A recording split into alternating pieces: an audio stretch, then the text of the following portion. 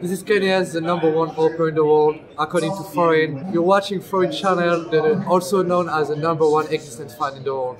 As fans mourn Left Out's elimination from the minor, should probably be called leftovers to be honest, and generally the lack of a second good French team that can compete at a world-class level, potentially win events, it reminded me of a period of time where we had a really good second French team that practically no one seems to remember in history, and that is LDLC. Now, I'm not talking about LDLC with Shox and with Kiyashima and with NBK, who obviously won the major Dreamhack Winter 2014, and it was them and Titan were the two top teams. I'm not talking about the first LDLC, the one that briefly in the summer of 2013 made use of Kenny S having been kicked out of very games and was it briefly a pretty good team but then fell apart. I'm talking about the team from 2014 that was around, I think it was February till around, probably around August, late July. And over this period of time, this was one of the better teams in the world. They were approaching elite level and their accomplishments might surprise you. And one of the reasons to make this video, as well as the timing with the minor, is that today, 20th of July, marks the date, back in 2014, 4 years ago, that this team won an event. They won Dreamhack Valencia. Now, yes, it was an event with the elite teams in the world there, but it was one of the trophies they were able to win. And so let's talk about this team, because for me, this is one of those lineups which is a true what-if team, and in a number of respects. There's many teams that people think, what if you'd kept that great lineup together? But a lot of them had run their course, they'd had their peak, and then they start to fall off, and that's when they make the change. This was a team that actually hadn't run its course, that could have continued, still had more legs in it, was actually at its peak, if anything, when it got broken up by the first French shuffle, and so we'll never know what could have happened. Because this was a squad which, you look at their results in the matches they played, they were so close to great things. They almost won big events, almost went deep in more big events on top of the good placings they already had. And then, as I say, there's the question of what if you'd have just kept that lineup and gone forwards or added a different player? What could they then have accomplished in the context of the fact France had some of the best CSGO talent back then, and this lineup wasn't made up of much of what was considered the elite talent, and yet came so far.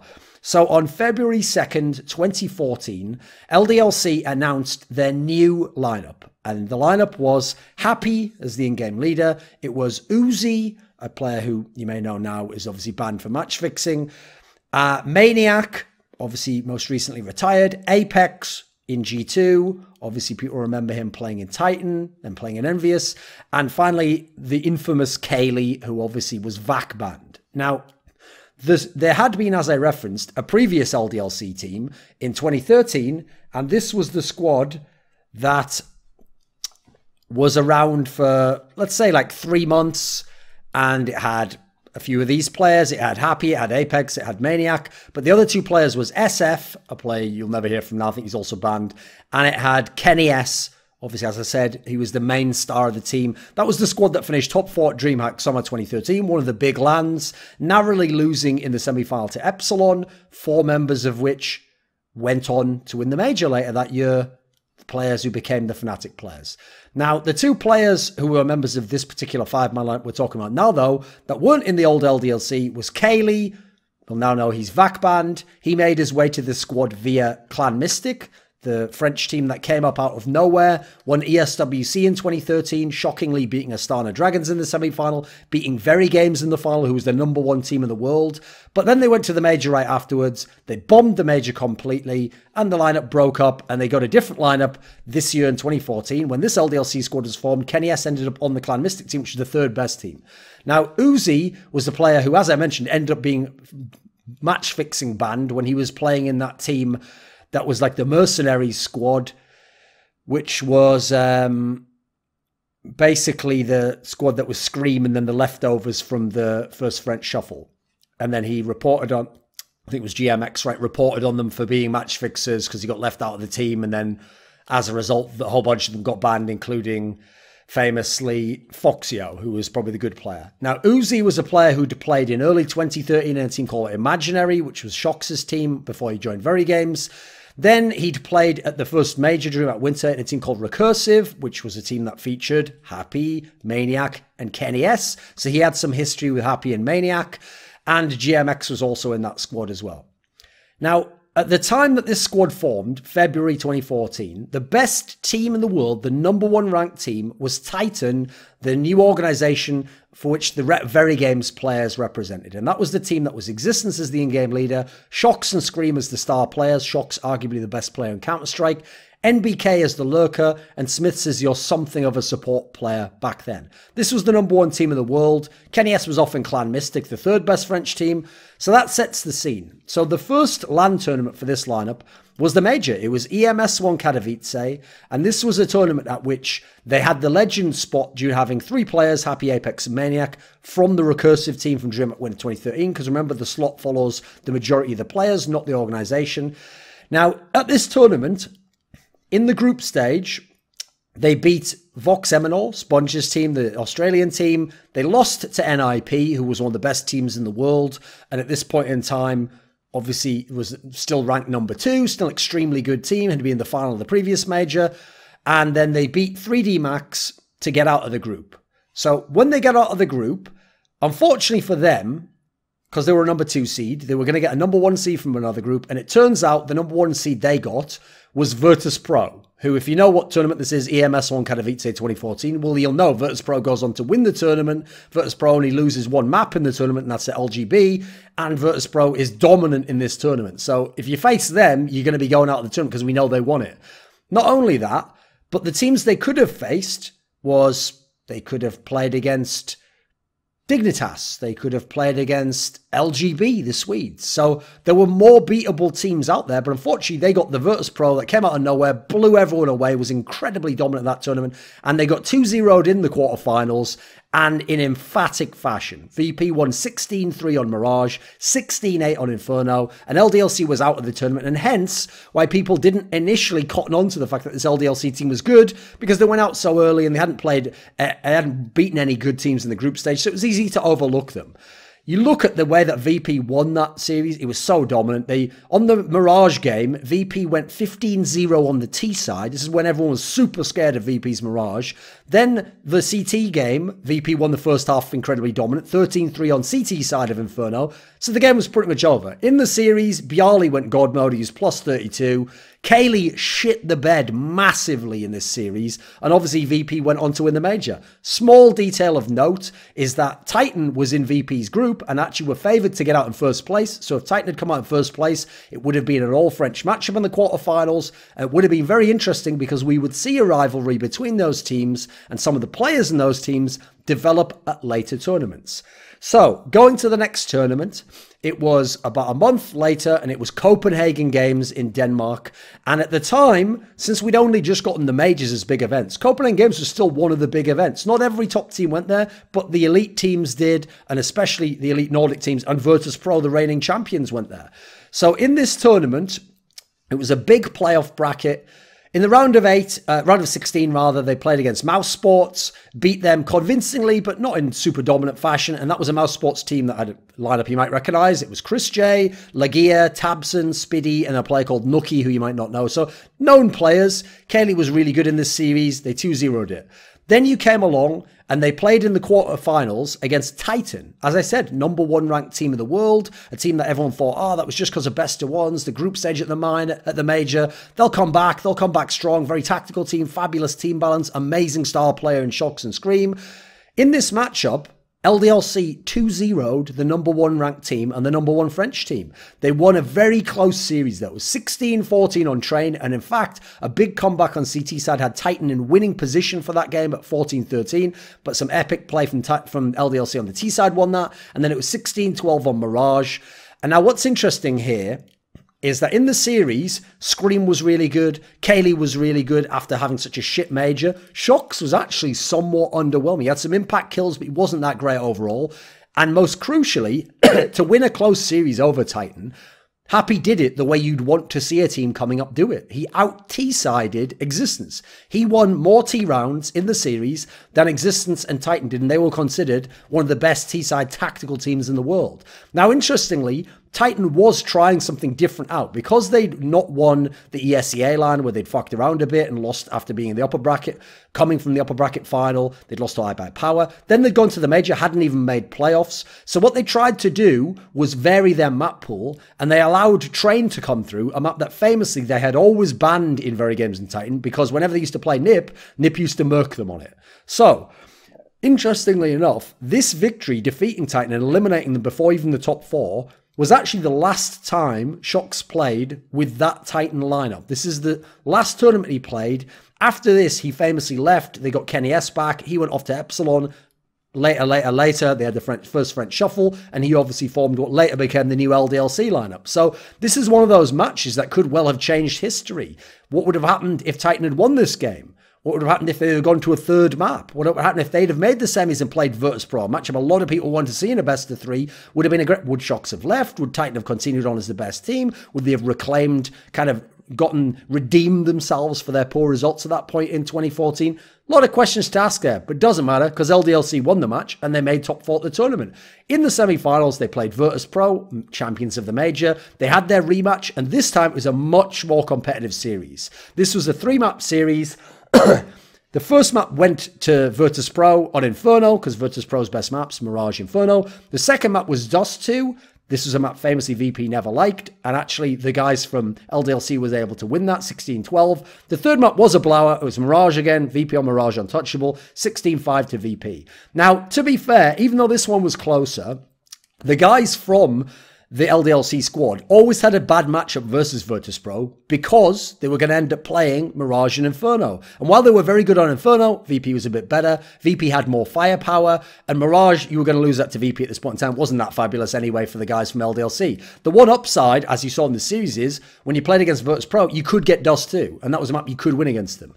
Also, Virtus.pro, due to their sheer fragging power and overall strength, and the fact that at the time they were one of the few complete teams with veterans and young talents, and they had this fabulous T-side and a pretty decent map pool. The T-sides of LDLC, which is what they would rely upon a lot to win matches, didn't ever stand up against VP in the early days. They always suffered, and so VP just racked up CT rounds, and the game was over because we know VP's T-side was the Virtus plow. It was very dominant. So Virtus.pro won that series, went to the final, didn't actually win that tournament. That's the one that NIP won in close fashion, and then NIP reassert themselves as world number 1s. But fair enough, you lost to arguably number 2 or number 3 team in the world there, and you got a top 4 at a big international land. So you're starting to see, hey, there's something to this LDLC team. They've beaten Titan, took VP close.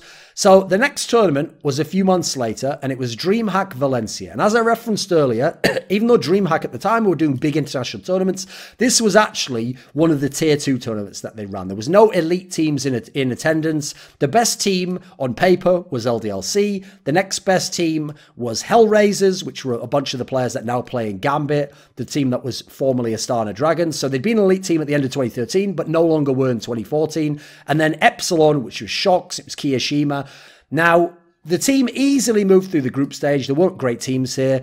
They beat a team called Planet Key Dynamics, which are a bunch of German players in a 3-game series, which was actually relatively close in the quarterfinals. Nex, who you may know now from Big and in the meantime Mouse Sports, had a strong series. The map that they lost was Nuke in close fashion, would actually be a pretty decent map for LDLC, but they won Dust 2, they won Inferno, they won their maps. They moved on to the semi-finals where they played Kick, the Portuguese team, most famously the home of Fox for much of his 1.6 and CSGO career at that point.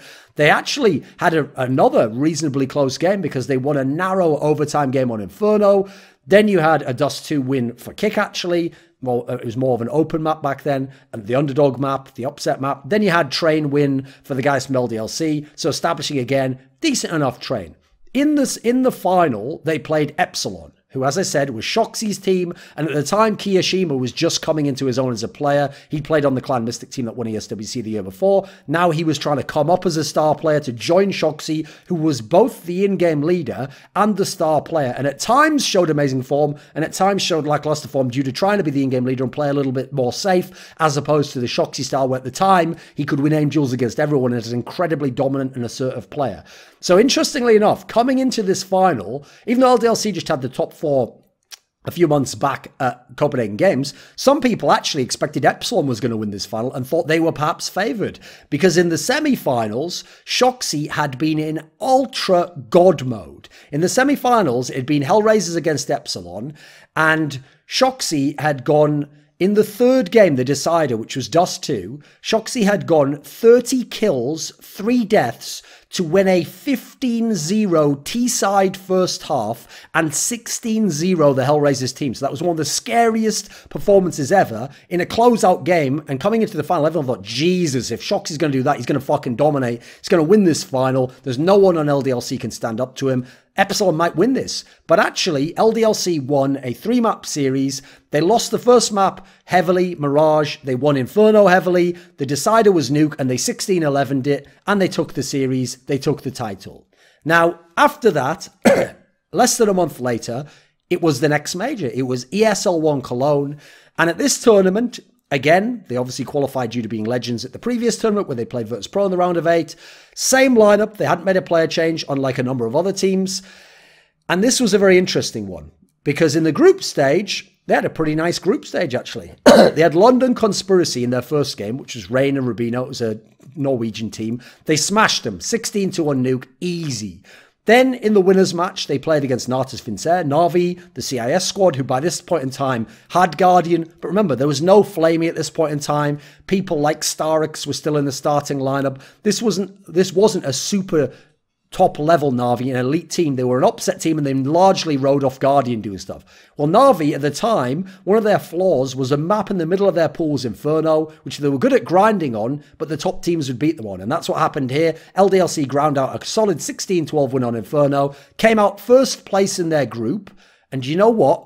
History has a strange way of repeating itself, and revenge storylines seem to always offer themselves up when you've been brutalized by someone, because in the round of 8, coming out as the number 1 seed this time, they were going to play a number 2 seed from another group, and what do you know? Virtus.pro was a number 2 seed, and LDLC played Virtus.pro in the round of 8 of a major, and they got their revenge. They played them on... I think the first map was Dust 2, which was 16-14. Second map was 16-12, so close series still. A very satisfying way to win. Obviously, everyone remembers on Dust 2 the famous Kaylee shot where he jumped up with a pistol and killed Pasha when he was on the bomb spot. And so, epic match. Revenge for both Katowice and for Copenhagen Games. This time, they finally... Oh, the second map was Mirage. This time, the guys from LDLC were finally able to win on Mirage, which was a really ominous sign for Virtus.pro. This time, the T-sides for once stood up against Virtus.pro, and this time, there was no Bialy going ham. It was just Pasha who did well, while the power trio for LDLC, which I'll get to later, all turned up, and hence they were able to 2-0 the series. So, finally, they'd made it past quarterfinals at a major. This time, they were into the semifinals of the major, and who were they playing? Ninjas in Pajamas. And at this major... they were favoured over the Ninjas in Pajamas because Ninjas in Pajamas had come out of their group second. They'd lost to HawpT's Epsilon. Then they'd won this epic series against Cloud9 in the round of 8 where the third map was the Cobblestone game. And it was like 16-13 or 16-14. Epic, Freiburg, Forest, Get Right, legendary plays to win that one. They probably shouldn't have won it. Cloud9 looked at the better team. But whatever, Nip won it. Nip scraped through. So coming into this semi-final... so a lot of people say that should have been Cloud9. And quite frankly, if it had been Cloud9, I think LDLC wins this match and goes to the final. I even think when I watched back the VODs, they still should have won this series. They were the better team, actually. But NIP managed to prevail again.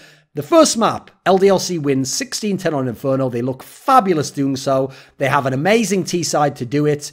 NIP's looking like, wow, they're going to be out. But the second map is Nuke, and that was always Nip's map. And so NIP manages to win Nuke heavily, despite Apex going ham. No one else turns up for LDLC. Wasn't such a great T-side map for them. Nip famously had a great CT side. The third map was Cobblestone. This was the first version of Cobblestone, where there was a broken part in the wall going to the B site that made it super CT-sided. And what do you know? Nip, yet again, did a huge CT side clutch out to win the game from CT side against the T side, trying to break through, trying to get those extra rounds to creep across the line, and NIP wins the series 2-1. People might know they go to the final, they have another close series 2-1, and they win the major. That was obviously the only major ESL1 Cologne that NIP ever won. Now, first of all, Obviously, that's the eventual champion. Sucks to face the eventual champion, just as they did at the previous major. Also, the situation of how the third map played out was so depressing if you're watching LDLC's side of things. Because when the map was 14-14, NIP was on a force buy where they had a couple of guys without proper guns. Then they won that round, obviously. For the last 2 rounds, every player that ran into the drop room got mowed up by GetRight, who was in off angles. Across the game, from the pistol round to the second half, Freiburg won a bunch of clutches, a bunch of 1v1s where he wasn't necessarily even favoured, but he just had sick aim in those moments and was able to spray out the guy. And if you saw the way the second half was going, everything looked destined for NIP to lose and this to be a meaningful loss for them, because they've been in every major final before, but Fiflaren had like 4 kills in the whole map up to right near the end of the game, and that would have been a fitting way, by the way, for his time to end, which is they lose in the semis, they lose to a young up-and-coming team, they don't make the major final, they say, right, time to move on from Fiflaren. Obviously they didn't, they won the major, it kept them going for a couple more tournaments, which they bombed out afterwards, and then eventually he left, / was removed, / they parted ways. But a few months later, as I always say, a big victory can extend your time. It buys you a little bit of breathing room. Now, Apex at this tournament was fucking unbelievable. Over 7 maps, he averaged 0.97 KPR and only 0.65 deaths per round. He was the entry fragger, and they lived and died by T-side strength. So this guy, I think if he'd gone to the final, he would have been the MVP of the tournament. I think he was absolutely amazing. Maybe he should have been the MVP anyway. I'm not sure. But he was amazing at this tournament. He did everything he could, especially in that NIP series. And it's a shame that he never got to go to the final. The very least, I think they should have been in the final, and I think they would have had the potential to win that. If you remember, they were playing against Fnatic. They would have played against Fnatic there, who was the same lineup that won the 2 majors the next year, but they hadn't quite gotten going yet. So that was the last tournament, sadly, when they were at their peak LDLC, that we ever saw that particular lineup. Now, as I say, as a team, their primary strength was they had a really strong T-side. They weren't the strongest T-side in the world. Perhaps Virtus.pro would win that honor. Titan had a very good T-side, but they were a really strong T-side team, especially for the quality of the players. A bunch of these weren't named players. Even Apex at that point in time hadn't been in a #1 team, the best team in the world. So actually, as a team, what made them go on their T-side, and one of the things that made them a strong team, was they had what I described as the power trio. They had Apex, Entry, they had HawpT, Lurker, in-game leader, but decent fragger, not as good as he was in 2014 at that point, and they had Kaylee, Orpa. You would use some rifles, so he's a hybrid player, and he was very up and down, but he had some good skills. Now, the thing with this team was they had a decent amount of tactics, they had a decent amount of team play, they had an okay map pool, but those T-sides also relied on those 3 players to do well, because when they went up against the superstar teams that were the best players in the world, their only player who was a superstar was Apex. And he was a superstar, he was one of the best players in the world, but because he's an entry, it's harder to consistently put up those numbers like he did at ESL Cologne at every tournament, whereas a Shox, a GetRight, a Forest, these players have a little bit more room within their style and their role to allow them to consistently carry. At the time, Apex was the best entry player in the world. I mean, it was between him and Dupree from Dignitas, who'd just risen up themselves to be an elite team. And this was really his first prime as a player, and arguably when he was at his best, because the entire time he was in this squad, he was amazing every single tournament. And the reason you can tell it took the power trio all the time and strong T-sides is because even with all of those qualities, this team tended to win their maps against the elite teams in close fashion. They weren't blowing them out. Obviously, they had HawpT, a player now very famous, has gone on to win 2 majors, was actually a very good player in 2014. Once he was on the next version of the team, going into 2015. Now, funnily enough, his style as an in-game leader wasn't too dissimilar from LDLC with Shox and with Keo and MBK. It's just he didn't brute force it as much. He used a lot more utility. It was a little bit slower, but it did all still revolve around doing timing attacks where you just pounce onto the site at a specific time, all at once, sometimes without massive amounts of utility. Obviously, with players like Uzi and Maniac, you don't have the same brute force ability to do that as having Kiyoshima and Smiths, better players than those. He was still a strong player, individually, he's still a player who didn't die often, and that's because he did play something of a VeXii style, but not as extreme as he was in later days, and obviously not as extreme as in the last couple of years where he really took it too far. He's one of those players like Hiko who eventually just bought into that as like, that's my role, as opposed to that's something I do within a game as a tendency or as a quality. So he was a bit VeXii, but he generally was doing it in a way that made sense. He was playing the back slab, the lurk role, he would play on the other side of the map, and it made more sense within the context of that team to provide some pressure or to come in from behind when the main group attacked. He also, bizarrely, at this point in time, would secondary AWP at times, which wasn't necessarily that successful, but he didn't do it too often. Now, the other member of the power trio was Kaylee. He was a very streaky player. I might make a video on this separately, but when I've been back and watched some of the VODs, I actually suspect maybe he was cheating in some of these LAN games, to be honest, which might explain why he was so streaky, but whatever. He was super shit at Katowice. He was probably too good at Copenhagen games, and he was just a good player elsewhere in the squad, and he joined HawpT to help Apex as the superstar be able to carry the team. Did he cheat? Well, he certainly did some naughty shit, but we'll get into that in a different video. Now, the other two players, GMX and Uzi, are players obviously you're not going to know very well. They're not around in the scene anymore. They were to some degree... Oh, and let me think. That should be Maniac and Uzi. Why have I said GMX? Oh, because he played an old team with them. Maniac and Uzi, obviously Maniac just retired. They were to some degree the supportive core, as in they filled in the rest of the team.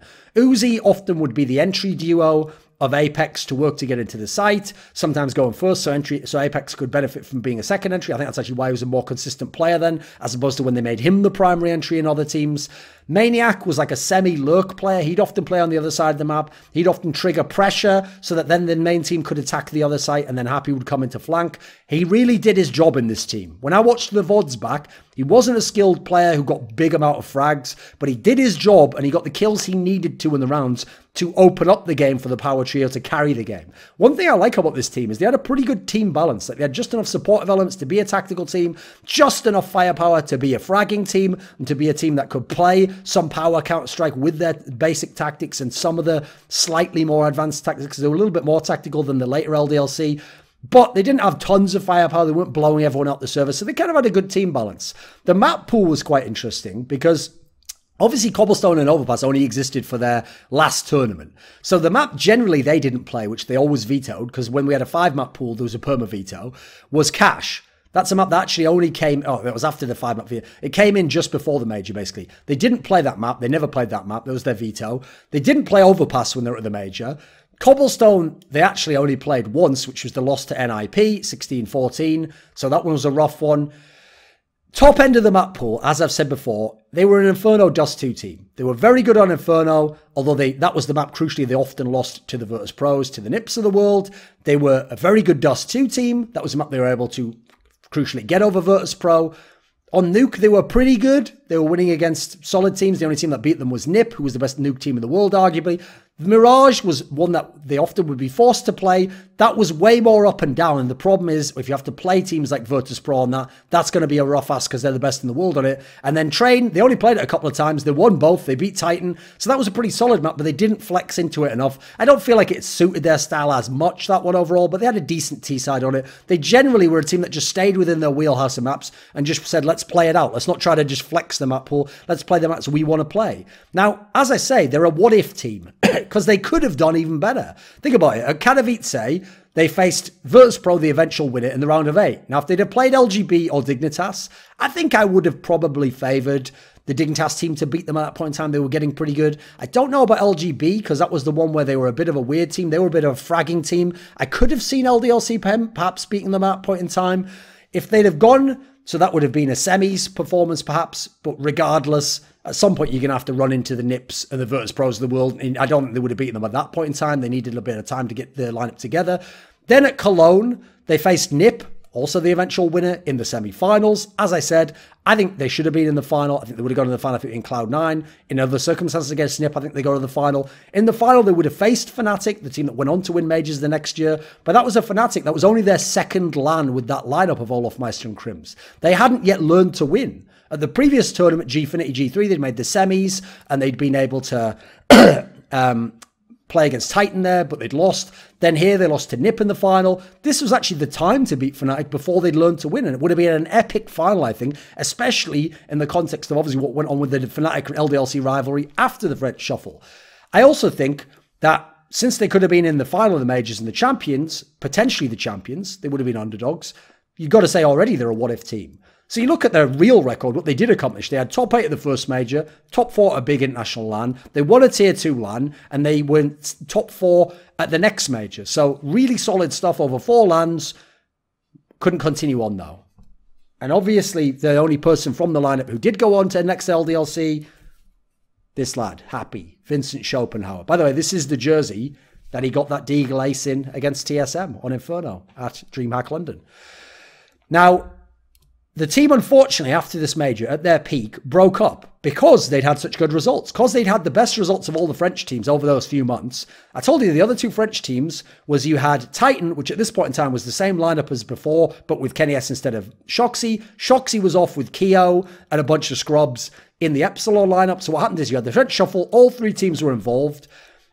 The part that people might not know is it wasn't HawpT's choice to break this team up. He was actually betrayed. It wasn't his wishes. Apex and Maniac wanted to go and join Titan and play with Existence.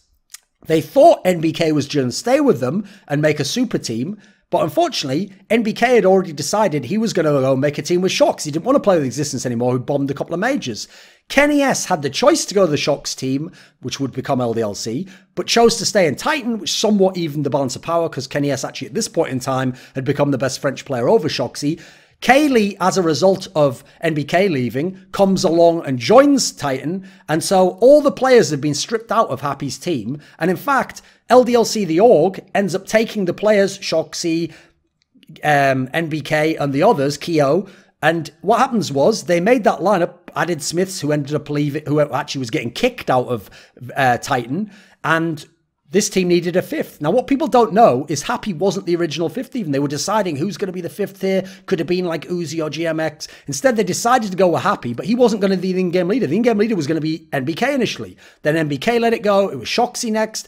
After Shoxy, it was, or maybe it was the other way around there. After Shoxy, it was HawpT who took over because no one else wanted to do it. And then obviously, that's when they became a fabulous team. That's when they won international tournaments, won the major, became the #1 ranked team briefly in the era when Fnatic was the dominant team. So pretty impressive stuff, and actually shows how HawpT got fucked over, but in the end backdoored his way into being in the best French team overall, which is quite bizarre. Now, what could have been is the question I have for this squad, because this was a team that relied heavily on that trio, on their T-sides. So I feel like if you want to retain the core of the team and the essence of it, you've got to keep most of those players. But if I had to change one player, the lineup I might have liked to have seen change would be put NBK instead of Maniac.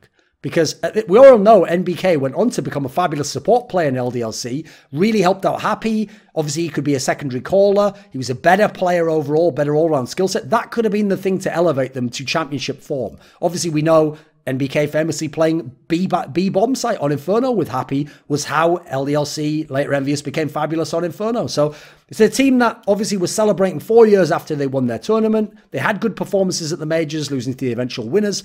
What could have been for LDLC? This video was kindly supported by Dean Tanglis, Gardner Wilson, Andreas Snazore Westerlund, Alex Adams, Daniel Yordanov, TTMXMP, VeXii, HawpT, Robert Baxter, and Travis Greb, with a special thanks going out to Jerky's Minion. Want teasers for my upcoming content?